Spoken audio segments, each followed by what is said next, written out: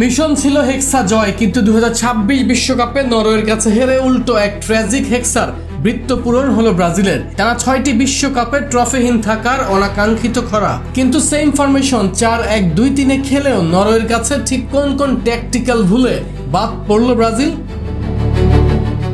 ভুল নাম্বার 1, মিডফিল্ডের চরম ব্যর্থতা ও বল পজিশন হাতছাড়া করা। যেখানে 55% বল পজিশন আর 648টি নিখুঁত পাসে ম্যাচের নিয়ন্ত্রণ নিজেদের পকেটে রেখেছিল নরওয়ে, সেখানে মাত্র 35% বল পজিশন আর মাত্র 348টি পাসে পুরো ম্যাচেই বলের পেছনে ছুটেছে ব্রাজিল। নাম্বার 2, ফিনিশিংয়ের দৈন্যদশা ও পেনাল্টি মিসের মানসিক ধাক্কা।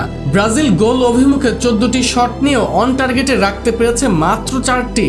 এর উপর প্রথমার্ধে ব্রুনো গুইমারেসের পেনাল্টি মিসের ধাক্কাই যেন ম্যাচ থেকে ছিটকে দেয় সেলেসাওদের।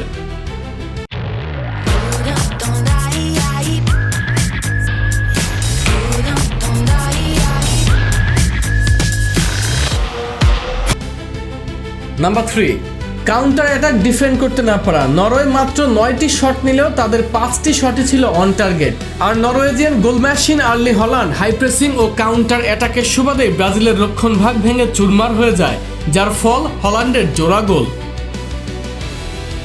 শেষ মুহূর্তে পেনাল্টি থেকে নেইমারের গোল কেবল সান্ত্বনার তালিকায় ভারী করেছে, কিন্তু 24 বছরের অপেক্ষা আর কোটি ভক্তের কান্না থামাতে পারেনি। আরমান হাসান, কালবেলা।